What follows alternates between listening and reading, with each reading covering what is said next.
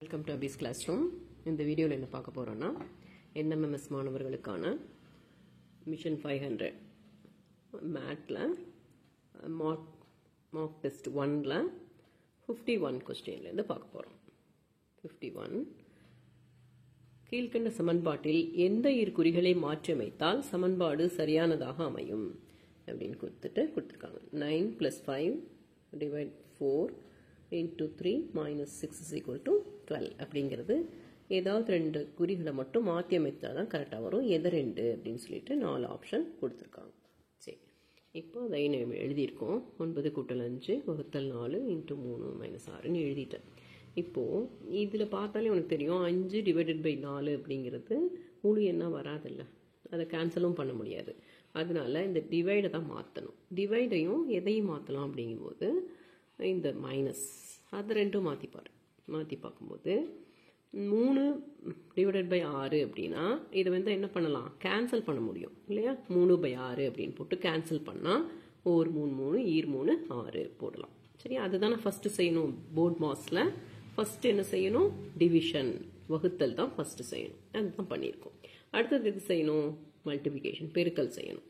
அப்போ பெருக்கல் 4. அப்போ இந்த 4ஐயும் இந்த 2ஐயும் அடிச்சு கொடுத்தா என்ன ஆகும், ரெண்டாவது வாய்ப்பாடு வச்சு அடுத்து கொடுத்தா 2. சரியா, அப்போ அதுக்கப்புறம் அடிஷன், அப்புறம் சப்ட்ராக்ஷன். அடிஷன் பண்ணும்போது 9 + 5 14 மைனஸ் கேன்சல் பண்ணி என்ன இருக்குங்க 2. இப்போ 14 - 2 12. அப்போ எது ரெண்டையும் நம்ம இன்டர்சேஞ்ச் பண்ணணும், மாற்றி அமைக்கணும். வகுத்தலையும் கழித்தலையும் மாற்றி அமைக்கணும். அது ஆப்ஷன் 3. 52வது கொஸ்டின். ஏ ஒரு சிம்பிள் கொடுத்துருக்காங்க. பி என்பது ஏ என்பவர் பியின் தந்தை அப்படிங்கிறது குறிக்கும். அதே மாதிரி ஏ பி நடுவில் ஒரு சிம்பிள் இருக்கு. அது வந்து ஏ என்பவர் பியின் மகள் அப்படிங்கிறது குறிக்கும். ஏ அப்படின்னு கொடுத்து அடுத்த சிம்பிள் அட் அப்படின்னு ஒரு சிம்பிள் கொடுத்துருக்காங்க. ஏ அட் பி அப்படிங்கிறது ஏ என்பவர் பியின் சகோதரி ஏனில் அப்படின்னு சொல்லிட்டு இதை கொடுத்துருக்காங்க. ஹெச் அட் கே ஒரு $sign or எஸ் ஏதோ ஒன்று வச்சுக்கோ. அது எல் எப்படின்னா கே என்பவர் எம்மிற்கு எவ்வகையில் உறவு அப்படின்னு கொடுத்துருக்காங்க. அதை நம்ம எழுதிட்டு தனித்தனியாக பிரிச்சுக்கணும். கே ஹெச் அட் கே அப்படின்னா ஹெச் வந்து என்னது, கேயினுடைய சகோதரி. கே எஸ் எல், கே வந்து எல்லின் தந்தை. எல் இப்படி சிம்பிள் கொடுத்துட்டு எம் அப்படின்னா எல் எம்மின் மகள். அதை நம்ம இப்படி உறவு முறை இதை வச்சும் பண்ணலாம். சரியா, ஃபர்ஸ்ட் ஹெச் வந்து கேயினுடைய சகோதரி. சகோதரி அப்படின்னாலே நம்ம வட்ட வடிவமாக சொல்லிப்போம். கே வந்து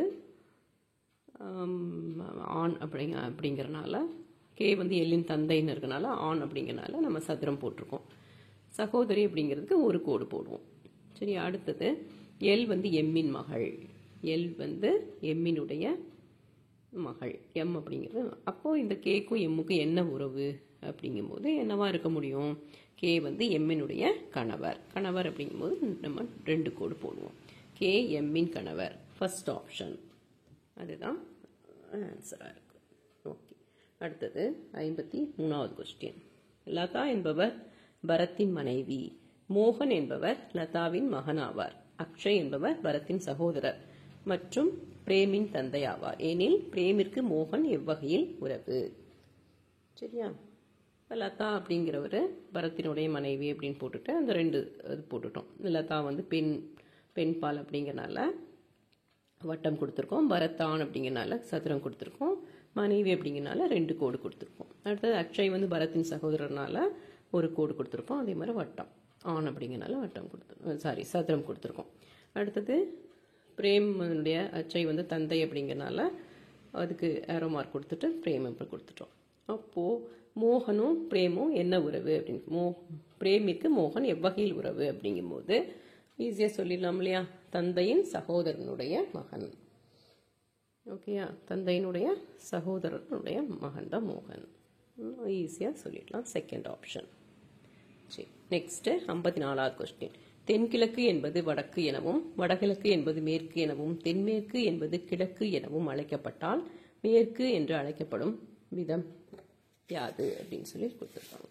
அப்போ எப்பவும் போல் இது மாதிரி டைரக்ஷன் சம் அப்படின்னாலே இந்த நார்த்து சவுத் போடுவோம் இல்லையா, நார்த்து சவுத்து ஈஸ்ட் வெஸ்ட்ன்ட்டு அதை போட்டுக்கணும். நார்த்து சவுத்து, வடக்கு தெற்கு, கிழக்கு மேற்கு போட்டுட்டு, அதே மாதிரி வடக்குக்கும் கிழக்குக்கும் நடுவில் வடகிழக்கு, அது மாதிரி கிழக்கு அந்த இதுக்கு கிழக்குக்கும் தெற்குக்கும் நடுவில் தென்கிழக்கு, தெற்குக்கும் மேற்குக்கும் நடுவில் தென்மேற்கு, வடக்குக்கும் மேற்குக்கு நடுவில் வடமேற்கு, இந்த திசைகளை போட்டுடணும். இப்போ என்ன கொடுத்துருக்காங்க அப்படின்னா தென்கிழக்கு என்பது தான் வடக்கு. அப்போ இந்த இடத்துல வந்துடுது. இந்த வடக்கு அப்படிங்கிறது இங்கே வந்துடுது, இங்கே வந்துடுது. சரியா? அப்புறம் வேற என்ன கொடுத்துருக்காங்க? வடகிழக்கு என்பது மேற்கு. வடகிழக்கு அப்படிங்கிறது தான் மேற்கு அப்படின்னு சொல்லிட்டாங்க. அடுத்து தென்மேற்கு என்பது கிழக்கு. தென்மேற்கு என்பது கிழக்கு. அப்படின்னா மேற்கை வந்து நம்ம எப்படி சொல்லுவோம்? ஓகேயா? அப்போ இங்கே வடக்கு அப்படின்னாலே நீயா வந்து தெற்குன்னு எழுதிடலாம். சரியா? அதே மாதிரி தென்மேற்குன்னு இந்த பக்கம். அப்புறம் மேற்கு அப்படிங்கிறத மேற்கு அழைக்கப்படும் விதம் யாது? மேற்கை வந்து என்னன்னு சொல்லுவோம்? தென்கிழக்கு அப்படின்னு தான் சொல்லுவோம். சரியா? இங்கே வடக்கு அப்படின்னாலே நம்ம இங்கே ஜஸ்ட் ஆப்போசிட் 180 டிகிரி நம்ம என்னன்னு சொல்லுவோம்? என்ன சொல்லுவோம்? சவுத்து, தெற்கு அப்படின்னு சொல்லுவோமா? அப்போ தெற்குக்கும் தென்மேற்குக்கும் நடுவில் இருக்கிறத தென்கிழக்கு அப்படின்னு சொல்லுவோம். அப்போ ஆன்சர் என்னது? ஃபர்ஸ்ட் ஆப்ஷன் தென்கிழக்கு. ஓகேயா? சரி, அடுத்தது 55. கீழ்கண்ட படத்தில் எத்தனை செவ்வகங்கள் உள்ளன? இந்த மாதிரி கொடுத்தாலே நம்ம என்ன செய்யணும்னு வரிசையை எழுதிடணும். நம்பர்ஸ் கொடுத்துடணும். 1 2 3 4 5 6 வரிசையாக கொடுத்துடணும். அதுக்கப்புறம் 1 2 சேர்ந்தா 1 2 அப்படின்னு ஒரு செவ்வகம், 3 4 சேர்ந்தா ஒரு செவ்வகம், 3 4 5 சேர்த்தா ஒரு செவ்வகம், 3 4 5 6 சேர்ந்தா ஒரு செவ்வகம், அப்புறம் எல்லாமே சேர்ந்து ஒரு செவ்வகம். மொத்தம் இதில் 6 7 8 9 10 11 செவ்வகங்கள் உள்ளன. அடுத்தது 56வது கொஸ்டின்.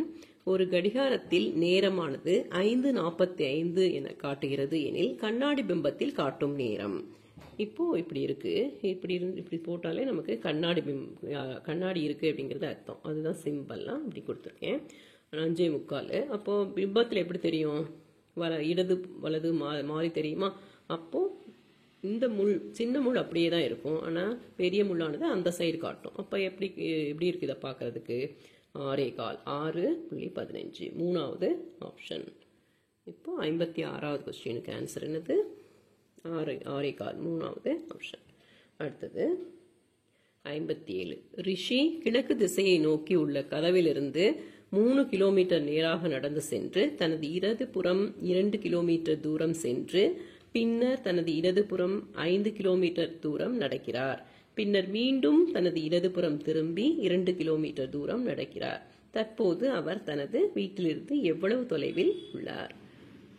இதுக்கும் அதே மாதிரி தான் படம் தெளிவாக வரைஞ்சுக்கணும். கிழக்கு திசையை நோக்கி அப்படிங்கிறனால அதே மாதிரி எப்பவும் போல மாதிரி நார்த்து சவுத்து ஈஸ்ட் வெஸ்ட், வடக்கு தெற்கு கிழக்கு மேற்கு. அதில் கிழக்கு திசை நோக்கி தான் போறாரு. ஃபர்ஸ்ட் வந்து கிழக்கு திசை நோக்கி எவ்வளோ கிலோமீட்டர் போறாரு? 3 கிலோமீட்டர் போறாரு. அப்படிங்கும் போதே நீ லெஃப்ட் ரைட்டுன்னு எழுதிக்கணும். ஃபர்ஸ்ட் 3 கிலோமீட்டருக்கு ஒரு கோடு போட்டுட்டு என்ன பண்ணணும்? லெஃப்ட் ரைட்னு எழுதிக்கணும். இடதுபுறம் தான் திரும்புறாரு. அதனால லெஃப்ட்ல எவ்வளோ கிலோமீட்டர் போறாரு? 2 கிலோமீட்டர்.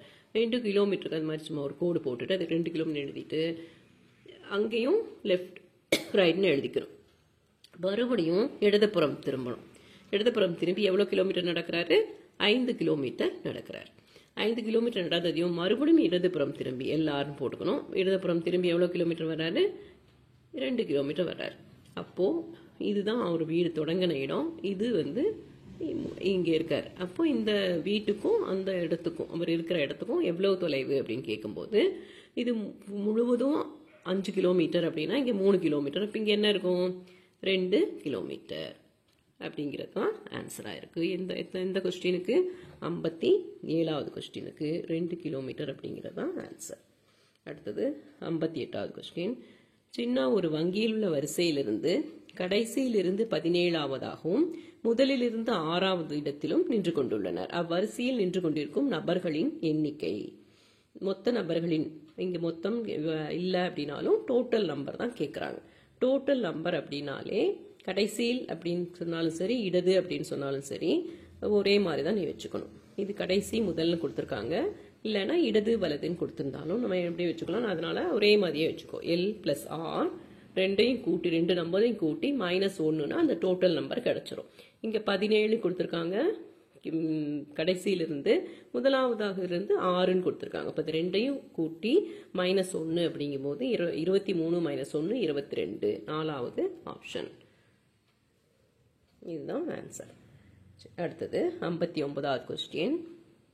எழுத்துக்களை வரிசைப்படுத்தும் பொழுது அர்த்தமுள்ள வார்த்தையை தரும் எண் வரிசையை தேர்ந்தெடு. இங்கே TRIFUன்னு இருக்கு. இதை பார்த்தாலே உனக்கு என்ன தெரியுது? ஃப்ரூட் அப்படிங்கிறது தான் ஒரு அர்த்தமுள்ள வார்த்தை. சரியா? அப்போ ஃப்ரூட் அப்படிங்கிறது எழுதிக்கோ. ஃப்ரூட் அப்படிங்கிறது FRUITன்னு எழுதிட்டு அதுக்குரிய நம்பர்ஸை எழுதிடு. Fக்கு என்ன நம்பர்? 4, Rக்கு 2, Uக்கு 5, Iக்கு 3, Tக்கு 1. ஆப்ஷன் 2வது ஆப்ஷன். 59வது கொஸ்டினுக்கு 2வது ஆப்ஷன். சரி, அடுத்தது 60வது கொஸ்டின். கீழ்கண்ட எண் தொடரில் இரட்டை எண்களை முன்னதாகவும் மற்றும் பின்னதாகவும் கொண்டுள்ள 5களின் எண்ணிக்கை. அப்படின்னா 5 நம்பர் இருக்கணும், அதுக்கு முன்னதாகவும் ஒரு இரட்டை எண் இருக்கணும், அதுக்கு பின்னதாகவும் ஒரு இரட்டை எண் இருக்கணும். அப்படி இருக்கிற 5 எவ்வளோ 5 இருக்கு அப்படின்னு பார்க்கணும். இப்போ ஃபர்ஸ்ட் ஒரு 5 இருக்கா, இது எடுக்க முடியாது. இந்த பக்கம் 2 இருக்கு, ஆனால் இந்த பக்கம் என்ன இருக்கு? 7 இருக்கு. அப்போ இது இல்லை, இந்த 5 எடுக்கக்கூடாது. அடுத்தது இந்த 5, இதுக்கு 2 இருக்கு, 6 இருக்கு. அப்போ இந்த 5 கவுண்ட் பண்ணலாம். அடுத்தது இந்த 5, 6 இருக்கு, ஆனால் இந்த சைடு என்ன இருக்கு? 3 இருக்கு, அது இதை எடுத்துக்கூடாது. அடுத்தது இந்த 5க்கும் இந்த பக்கம் 3 இருக்கு, அதனால இதையும் எடுத்துக்கூடாது. அடுத்தது இந்த 5, 4, 8 இதை எடுக்கலாம். அதே மாதிரி இந்த 5க்கும் இங்க 8, 3 எடுக்கக்கூடாது. இந்த 5க்கும் 2, இங்க 7 வந்து ஒற்றை எண் இல்லையா, அதனால எடுக்கக்கூடாது. இந்த 5க்கு 6, 6 எடுக்கலாம். அப்ப மொத்தம் எவ்வளவு 5 இருக்கு? 1, 2, 3 5கள் தான் முன்னதாகவும் பின்னதாகவும் இரட்டை எண்கள் இருக்கு. சரியா? அப்போ ஆப்ஷன் 4வது ஆப்ஷன். அடுத்தது 61வது கொஸ்டின். ஒரு வருடத்தின் டிசம்பர் மாதமானது ஞாயிற்றுக்கிழமையில் தொடங்கினால் அம்மாதத்தின் கடைசி நாள் எக்கிழமையாக இருக்கும். இது கொஞ்சம் எளிமையாக தான் இருக்கு. இது ஃபர்ஸ்ட் 1 அப்படிங்கிறது ஞாயிற்றுக்கிழமைனா 7 அப்படி கூட்டியே எழுதிடுவான். 1 ஞாயிற்றுக்கிழமைனா கூட்டல் 7, 8 ஞாயிற்றுக்கிழமை, 15 ஞாயிற்றுக்கிழமை. கேலண்டர் நீ பார்த்துருப்ப இல்லையா? அப்போ இப்படிதான் இருக்கும். 15 ஞாயிற்றுக்கிழமை, 22 ஞாயிற்றுக்கிழமை, 29 ஞாயிற்றுக்கிழமை. அப்படின்னா 30 என்னது? திங்கட்கிழமை. 31 செவ்வாய்க்கிழமை. அந்த மாதத்தின் கடைசி நாள் என்னவாக இருக்கும்? செவ்வாய்க்கிழமையாக இருக்கும். 3வது ஆப்ஷன். அடுத்தது 62வது கொஸ்டின்.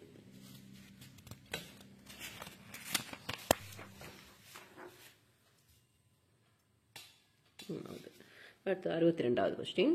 பிரபாத் கிழக்கு திசையில் 3 கிலோமீட்டர் பயணம் செய்து பின்னர் தெற்கு திசையில் திரும்பி 4 கிலோமீட்டர் தூரம் சென்றார். அவர் புறப்பட்ட இடத்திலிருந்து எவ்வளவு தொலைவில் உள்ளார்? இது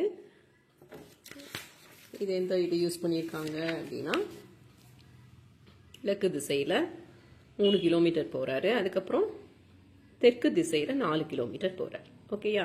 அப்போ இந்த தூரத்தை கணக்கிடணும். நமக்கு இந்த தூரத்தை கணக்கிடுறதுக்கு எதை யூஸ் பண்றோம் அப்படின்னா பித்தாகரஸ் தேற்றத்தை யூஸ் பண்றோம். பித்தாகரஸ் தேற்றம் படி இந்த கர்ணத்தின் வர்க்கமானது மற்ற இரு பக்கங்களின் வர்க்கத்திற்கு சமம் அப்படின்னு படிச்சிருப்போம். அதனால ரூட் எடுத்துக்கணும். அதுக்கு ரூட் எடுக்கணும். 4 square plus 3 square equal to எவ்வளவு? ரூட் ஆஃப் 16 பிளஸ் 9 25. ரூட் ஆஃப் 25 அப்படின்னா அதுக்கு 5 கிலோமீட்டர் அப்படிங்கிறது ஆன்சர். 62வது ஆன்சர் வந்து 5 கிலோமீட்டர். அதே மாதிரி 3 தொகுதின்னு சொல்லுவாங்க. 3, 4 அப்படின்னு இருந்துச்சுன்னா இன்னொரு நம்பர் கண்டிப்பாக 5ஆக இருக்கணும். ஓகேயா? இதை நீ ரூட்டான்னு எடுத்துட்டு கூட போடாம கூட நீ ஆன்சர் 5 அப்படின்னு உன்னால எழுத முடியும். பித்தாகரஸின் 3 தொகுதி அப்படின்னு சொல்லிட்டு 3, 4, 5 அப்படிங்கிறது 3 தொகுதி. 3, 4 இருந்துச்சுன்னா அடுத்த எண் கண்டிப்பாக 5ஆக தான் இருக்க முடியும். ஓகே. 63வது கொஸ்டின். அடுத்தடுத்த இரு எண்களின் வர்க்கங்களின் வித்தியாசம் வந்து 47 எனில் அந்த எண்கள். அடுத்தடுத்த இரு எண்கள் அப்படின்னா ஒரு எண் எக்ஸ்னா இன்னொரு எண் எக்ஸ் பிளஸ் 1. வித்தியாசம் அப்படிங்கும்போது பெரிய எண் எது? X plus 1. அதனுடைய வர்க்கம் எது? X plus 1 square, X square. வித்தியாசம் அப்படிங்கறனால நடுவில் நம்ம என்ன பண்றோம்? மைனஸ் போட்டிருக்கோம். Is equal to 47. இதை வந்து a plus b whole square வச்சு expand பண்ணுறோம். இது a, இது b அப்படின்னா a square plus b square plus 2ab plus 2 into a இது b இதுன்னு 2x. x square plus 1 plus 2x minus x square. x square என்ன ஆகும்? கேன்சல் ஆயிடும். அப்போ மிச்சம் என்ன இருக்கு? 2x plus 1 is equal to 47. 2x equal to இந்த plus 1 அந்த சைடு கொண்டு போது minus 1 ஆகும் 46. x is equal to 46 by 2 23. அப்போ ஒரு எண் 23. அடுத்த எண் இது x plus 1 அப்படிங்கிறது 24. 23 24ங்கிறது ரெண்டாவது ஆப்ஷன். 63க்கு ரெண்டாவது ஆப்ஷன். அடுத்தது 64வது கொஸ்டின். மோகனா ரேகாவை விட 15 ஆண்டுகள் மூத்தவள். 6 வருடங்களுக்கு பிறகு அவர்களின் வயதுகளின் கூடுதல் 33 ஆண்டுகள் எனில் மோகனாவின் தற்போதைய வயது என்ன? ஆன்சர் வந்து ரேகாவின் வயது நமக்கு என்னன்னு தெரியாது, எக்ஸ்னு வச்சுக்கிறோம். மோகனா வந்து ரேகாவை விட 15 வயது மூத்தவர் அப்படின்னு கொடுத்துருக்கனால எக்ஸ் பிளஸ் 15 அப்படின்னு எழுதிடுவேன். அப்புறம் 6 வருடங்களுக்கு பிறகு அப்படின்னா இது எக்ஸ் பிளஸ் 6ன்னு கூட்டணும். அதே மாதிரி எக்ஸ் பிளஸ் 15லையும் 6 கூட்டணும். அதில் மிஸ்டேக் பண்ணிட்டு நிறைய சான்சஸ் இருக்கு. X plus 6 plus X plus 16 plus என்னோட அப்போ 15 plus 6 21 plus 6 27. 2x plus 27 is equal to 33. 2x equal to இந்த 27 இந்த சைடு கொண்டு வரும்போது மைனஸ் 27 ஆகும். 2x is equal to 6. x is equal to 6 by 2 3. ரேகாவின் வயது 3. ஆனால் என்ன நம்ம கேட்குறாங்க? மோகனாவின் வயது தான் கேட்குறாங்க. இப்போ 3 பிளஸ் 15 18. First option. 64வது கொஸ்டினுக்கு ஆன்சர் 18 ஆண்டுகள் அப்படிங்கிறது தான் கரெக்ட். ஓகே. அடுத்தது 65வது கொஸ்டின். பொருத்தமான வரிசையை எழுது. Irrigation, threshing, chewing, harvesting, weeding அப்படின்னா முதல்ல நமக்கு என்ன அப்படிங்கிறது தமிழில் தெரிஞ்சிருக்கணும். உங்களுக்கு இரிகேஷன் அப்படின்னா நீர்ப்பாசனம், த்ரெஷிங் அப்படின்னா கதிரடித்தல், சவ்விங் அப்படின்னா விதைத்தல், ஹார்வெஸ்டிங்னா அறுவடை செய்தல், வீட்லிங் அப்படின்னா களை எடுத்தல். எப்படி பண்ணுவேன்? ஃபர்ஸ்ட் வந்து நம்ம விதைக்கணும் இல்லையா? அப்போ சி. அடுத்தது நீர்ப்பாசனம், அடுத்தது களை எடுக்கணும் இ. அடுத்தது ஹார்வெஸ்டிங் அறுவடை செய்வோம். அறுவடை செஞ்சதுக்கு அப்புறம் தான் கதிரடிப்போம். அப்போ என்ன ஆர்டர் கரெக்டு? CAEDB அப்படிங்கிறது தான் கரெக்டான ஆர்டர் வரிசை. ஆன்சர் ரெண்டாவது ஆப்ஷன். 65ல் ரெண்டாவது ஆப்ஷன் தான் கரெக்டு. ஓகே. அடுத்தது 66வது கொஸ்டின். 3 பெருக்கல் 2 is equal to 10. 4 பெருக்கல் 3 is equal to 14. 5 பெருக்கல் 4 அப்படிங்கிறது 18. 6 பெருக்கல் 5 is equal to 22 எனில் 7 பெருக்கல் 6 அப்படிங்கிறது என்ன அப்படின்னு கேட்குறாங்க. இப்போ 3 பெருக்கல் 5ங்கிறது பெருக்கல் கிடையாது, இங்கே ஒரு குறியீடு அவ்வளோதான். அப்போ 3 அந்த குறியீடுக்கு 10 அப்படின்னு ஆன்சர் எப்படி கொண்டு வர முடியும் அப்படின்னா 3யும் 2யும் கூட்டினா எவ்வளோ கிடைக்கும்? 5. அதை வந்து 2ஆல் பெருக்கியிருக்காங்க 10. அதே மாதிரி தான், அதே ப்ராசஸ் தான் எல்லாத்துக்கும். 4 கூட்டல் 3 7, 7 வந்து 2ஆல் பெருக்கியிருக்காங்க 14. 5 கூட்டல் 4 9, 2ஆல் பெருக்கிங்க 18. அப்போது 7 பெருக்கல் 6 அப்படின்னா என்ன செய்யணும்? 7 கூட்டல் 6 13 பெருக்கல் 2 26. ரெண்டாவது ஆப்ஷன். எத்தனாவது கொஸ்டினுக்கு? 66வது கொஸ்டினுக்கு 26ங்கிறது தான் ஆன்சர். அடுத்தது 67வது கொஸ்டின். 3 கூட்டல் 5 is equal to 16. 7 கூட்டல் 9 is equal to 64.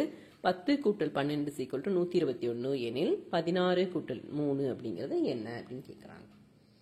இப்போது இங்கே பார்த்தீங்கன்னா உங்களுக்கு தெரியும் 3 பெருக்கல் 5 எவ்வளவு? 15. அதோட 1 கூட்டணும் 16ன்னு கிடைக்கும். அதே மாதிரி 7 கூட்டல் 9 அப்படிங்கிறது 7 9ஆல் பெருக்குனா 63 கிடைக்கும். 63ஓட 1 கூட்டினா 64. இது மாதிரி 10ஐயும் 12ஐயும் கூட்டணும், கூட்டக்கூடாது, பெருக்கணும். என்ன கிடைக்கும்? 10 பெருக்கல் 12 120. 1 கூட்டும்போது 121. அதே மாதிரி 16 கூட்டல் 3 அப்படிங்கும்போது 16ஐயும் 3ஐயும் பெருக்கணும். 48 கூட்டல் 1 49. அது மூணாவது ஆப்ஷன். 67க்கு மூணாவது ஆப்ஷன் 49 அப்படிங்கிறது தான் ஆன்சர். அடுத்தது 68.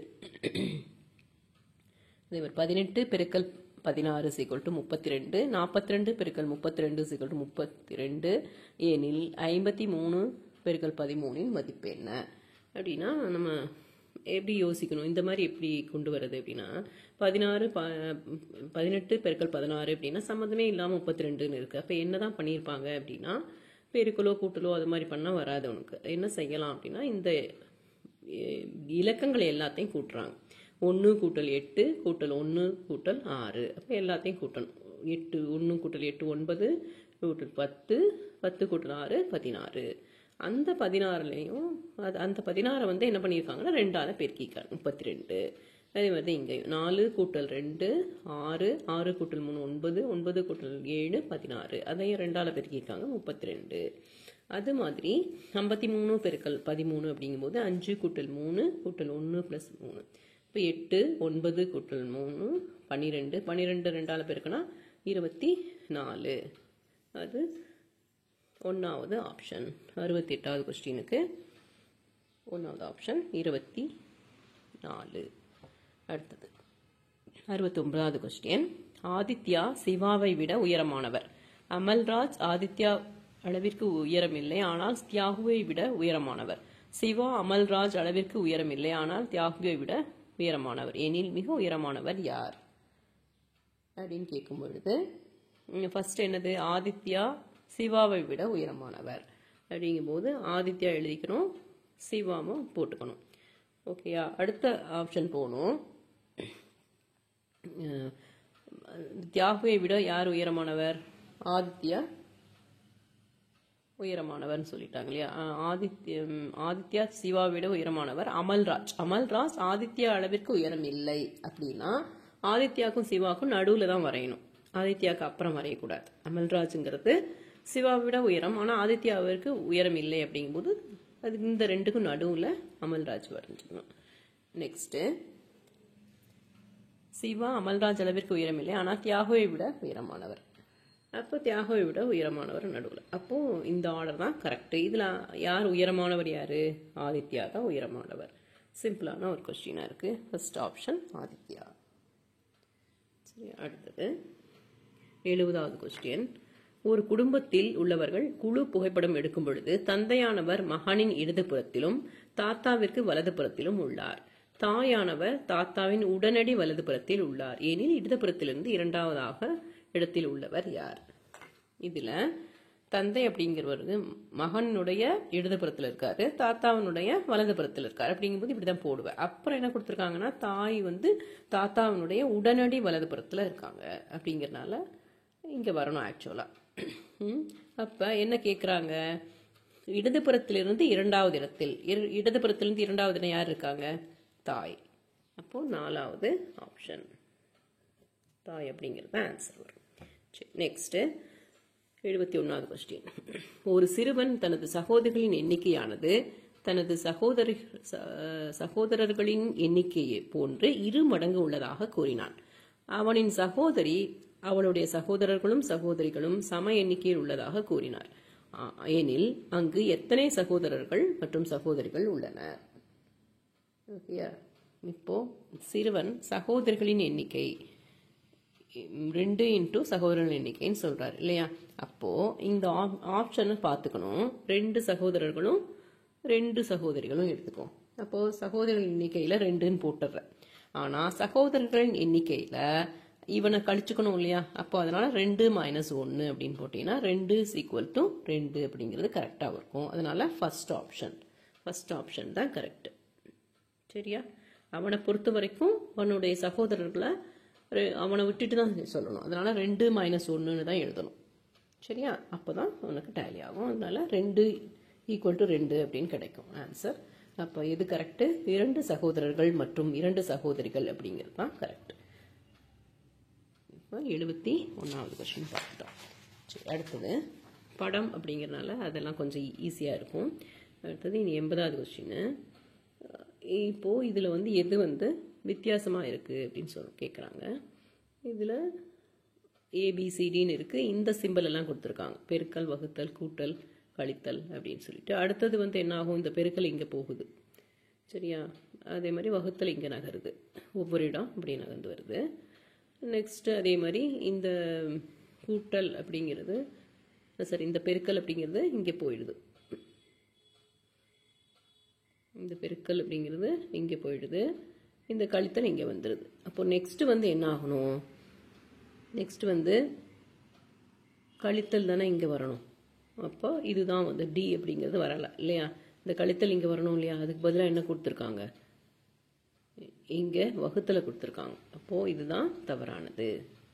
4th ஆப்ஷன்ஸ் தான் தவறு. ஓகே, அடுத்தது 81வது கொஸ்டின். ஒரு பகடையின் 3 வேறுபட்ட நிலைகள் காட்டப்பட்டுள்ளன. படத்தினை கவனமாக உற்று நோக்கி கீழ்கண்ட வினாவிற்கு விடையளி அப்படின்னு சொல்லிட்டு 4 என்ற எண்ணிற்கு எதிரே அமையும் எண் யாது அப்படின்னு கொடுத்துருக்காங்க. இப்போ 4 இந்த இப்போ இதை ரெண்டையும் எடுத்துக்கேன். இந்த 2 எடுத்தாலே 2 அப்படிங்கிற ஒரு பக்கத்தில் 2ங்கிறதுக்கு ஒரு பக்கத்தில் 4ம் ஒரு பக்கத்தில் 3ம் இருக்கு. இதை வச்சு நம்ம என்ன சொல்லிடலாம்? 4க்கு ஆப்போசிட்ல 3 இருக்கு அப்படின்னு சொல்லலாம். சரியா? அப்போ 3 அப்படிங்கிறது 2வது ஆப்ஷன், அதுதான் கரெக்ட். அடுத்தது 82வது கொஸ்டின். கீழ்கண்ட வலையை மடித்து ஒரு கனசதுரமாக மாற்றும் பொழுது உருவாகும் கனசதுரம் எது அப்படின்னு கேட்குறாங்க. இதுதான் வலை. இதை மடிக்கும் பொழுது இதை எது வந்து கரெக்டு அப்படின்னு கேட்குறாங்க. இப்போ இதில் பார்த்தீங்கன்னா ஏ பி அண்ட் இ, பியும் இக்கும் நடுவில் இருக்கு இல்லையா? நடுவில் எஃப்ங்கிறது ஒன்று இருக்குது. அப்புறம் தொடர்ச்சியாக வரக்கூடாது, ஒன்று விட்டு தான் இருக்குது. அப்போ இது வராது. நெக்ஸ்ட் அதே மாதிரி இங்கே ஏயும் ஏசிஎஃப்னு கொடுத்துருக்காங்க. சியும் எஃப்பும் நடுவில் பி இருக்குது, சியும் எஃப்பும் தொடர்ச்சியாக இருக்குது, அதனால இதுவும் கிடையாது. இது பாரு ஏபிஎஃப், ஏபிஎஃப் இதுதான் சரியான ஆன்சர். ஏபிஎஃப்ங்கிறது தான் சரியான ஆன்சர். இது உங்களுக்கு பயனுள்ளதாக இருக்கும் அப்படின்னு நினைக்கிறேன். வெற்றி பெற வாழ்த்துக்கள்.